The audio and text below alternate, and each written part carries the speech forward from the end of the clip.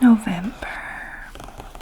As they entered November, the weather turned very cold.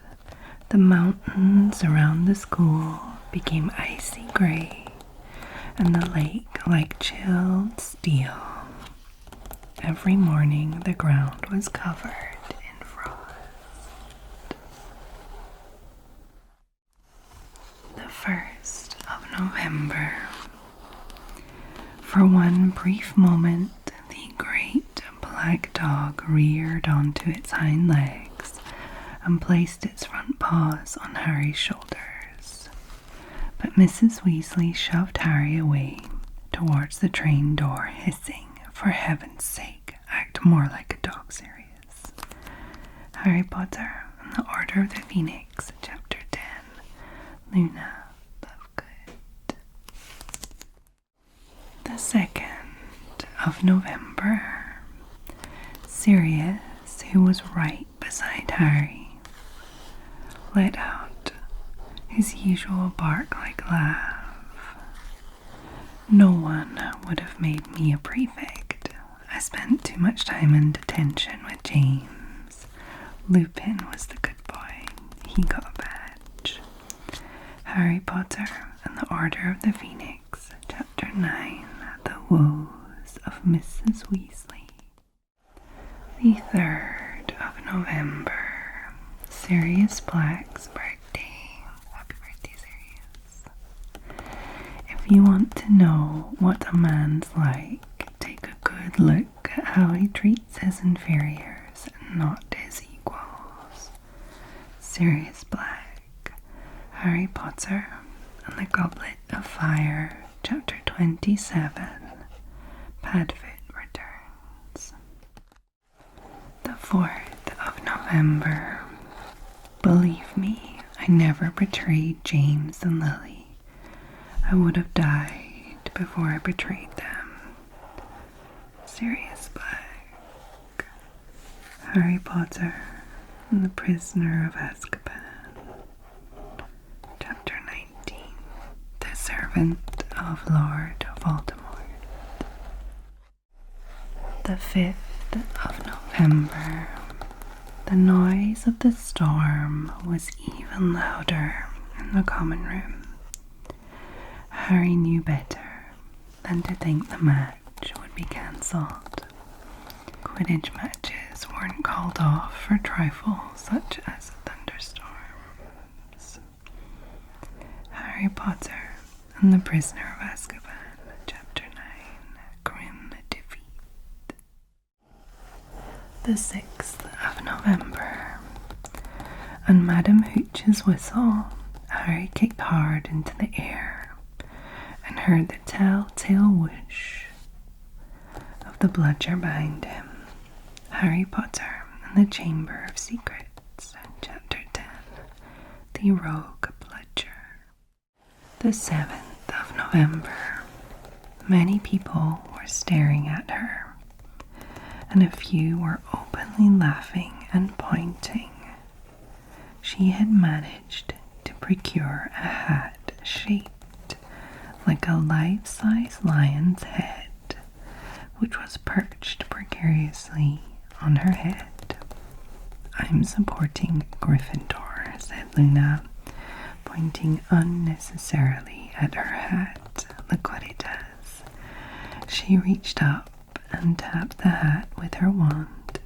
It opened its mouth wide and gave an extremely realistic roar that made everyone in the vicinity jump.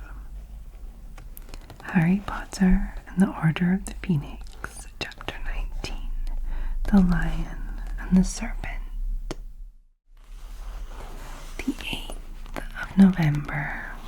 And so, finished Slughorn, I want each of you to come and take one of these vials from my desk. You are to create an antidote for the poison within it before the end of the lesson. Good luck, and don't forget your protective gloves. Harry Potter and the Half-Blood Prince, Chapter 18. Birthday Surprises. The 9th of November. They were wincing as they dabbed essence of dittany onto their many injuries. Harry Potter and the Deathly Hallows, Chapter 27, The Final Hiding Place. The 10th of November. They had brought cakes, sweets, and bottles of pumpkin juice. They gathered around Harry's bed and were just getting started on what promised to be a good party when Madame Pomfrey came storming over, shouting, "This boy needs rest. He's got 33 bones to regrow. Out, out." Harry Potter and the Chamber of Secrets, Chapter 10, The Rogue Bludger. The 11th of November. Well, he should have some chocolate, at the very least, said Madame Pomfrey, who was now trying to peer into Harry's eyes. "I've already had some," said Harry. "Professor Lupin gave me some. He gave it to all of us." "Did he now?" said Madame Pomfrey approvingly. "So we finally got a defense against the dark arts teacher who knows his remedies." Harry Potter and the Prisoner of Azkaban, Chapter 5, The Dementor. The 12th of November. Professor Snape was forcing them to research antidotes. They took this seriously, as he had hinted that he might be poisoning one of them before Christmas to see if their antidote worked. Harry Potter and the Goblet of Fire, Chapter 15, Beauxbatons and Durmstrang. The 13th of November. Why don't we go and have a butterbeer in the Three Broomsticks? It's a bit cold, isn't it? Hermione Granger. Harry Potter and the Goblet of Fire, Chapter 19, The Hungarian Horntail. The 14th of November.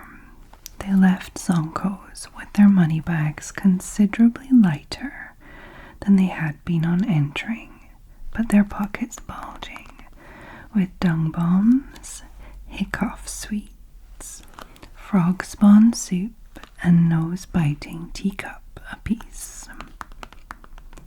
Harry Potter and the Prisoner of Azkaban, Chapter 14, Snape's Grudge. The 15th of November. The owls sat hooting softly down at him. At least 300 of them, from great greys right down to tiny little Scops owls, local deliveries only, which were so small they could have sat in the palm of Harry's hand. Harry Potter and the Prisoner of Azkaban, Chapter 14, Snape's Grudge. The 16th of November. You see, we have never been able to keep a defense against the dark arts teacher for longer than a year, since I refused the post to Lord Voldemort. Albus Dumbledore. Harry Potter and the Half-Blood Prince, Chapter 20, Lord Voldemort's Request. The 17th of November. I did think of Voldemort first, said Harry honestly, but then I remembered those Dementors. I see, said Lupin thoughtfully. Well, I'm impressed. He smiled slightly at the look of surprise on Harry's face. That suggests that what you fear most of all is fear. Very wise, Harry. Harry Potter and the Prisoner of Azkaban, Chapter 8, The Flight of the Fat Lady. of November. Now, if there's no counter curse, why am I showing you? Because you've got to know, you've got to appreciate what the worst is. You don't want to find yourself in a situation where you're facing it. Constant vigilance. Mad-Eye Moody. Harry Potter and the Goblet of Fire, Chapter 14. The Unforgivable Curses. The 19th of November. All I could find was this, in the introduction of Magic Most Evil. Listen. Of the Horcrux, wickedest of the magical inventions, we shall not speak nor give direction. Hermione Granger. Harry Potter and the Half-Blood Prince, Chapter 18, Birthday Surprises. The 20th of November. The skies and the ceiling of the Great Hall turned a pale pearly grey. The mountains around Hogwarts were snow-capped, and the temperature in the castle dropped so low that many students wore their thick, protective dragon skin gloves in the corridors between lessons. Harry Potter and the Order of the Phoenix, Chapter 19. The Lion and the Serpent. The 21st of November.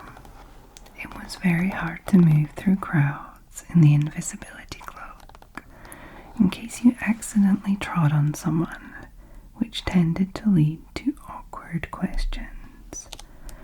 Harry Potter and the Goblet of Fire, Chapter 19. The Hungarian Horntail.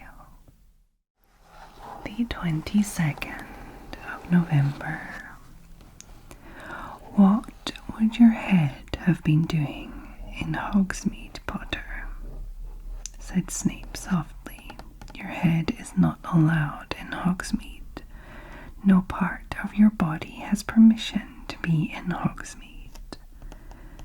Harry Potter and the Prisoner of Azkaban, Chapter 14.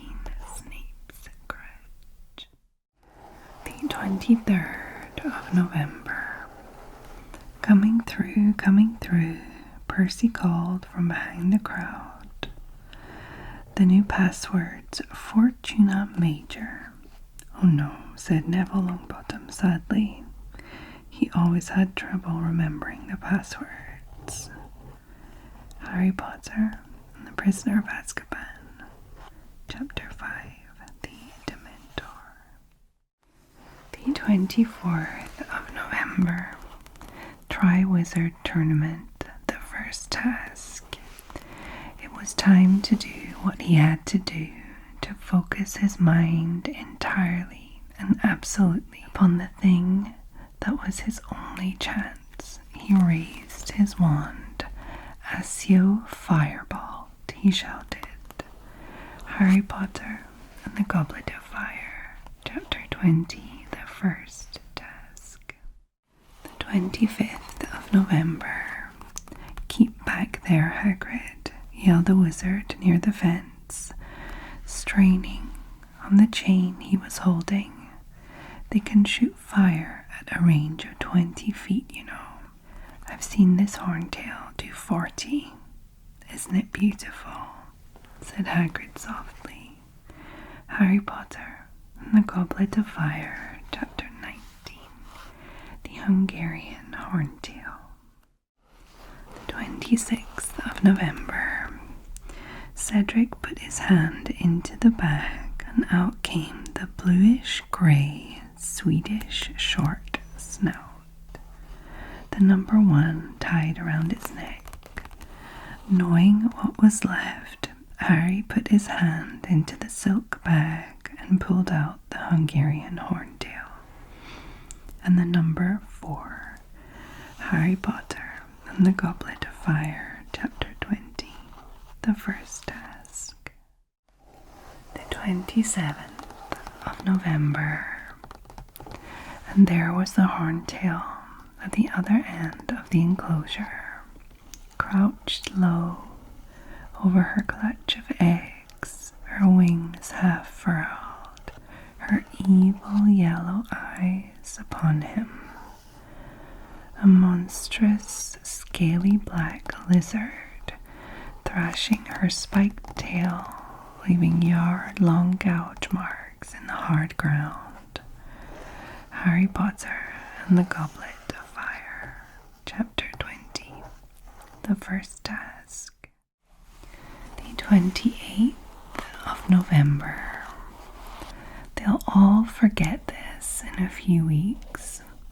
Fred and George have lost loads of points in all the time they've been here, and people still like them. They've never lost 150 points in one go, though, have they? Said Harry miserably. Well, no, admitted Ron. Harry Potter and the Philosopher's Stone, Chapter 15, The Forbidden Forest. 29th of November.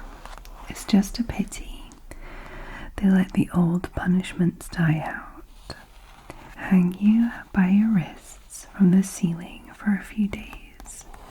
I've got the chains still in my office. Keep 'em well oiled just in case they're ever needed. Argus Filch. Harry Potter and the Philosopher's Stone, Chapter 15, The Forbidden Forest. The 30th of November.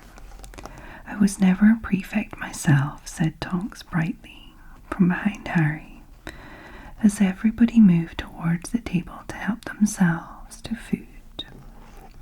Her hair was tomato red and waist-length today. She looked like Ginny's older sister. My head of house and I lacked certain necessary qualities. Like what? Said Ginny, who was choosing a baked potato. Like the ability to behave myself, said Tonks. Harry Potter and the Order of the Phoenix, Chapter 9, The Woes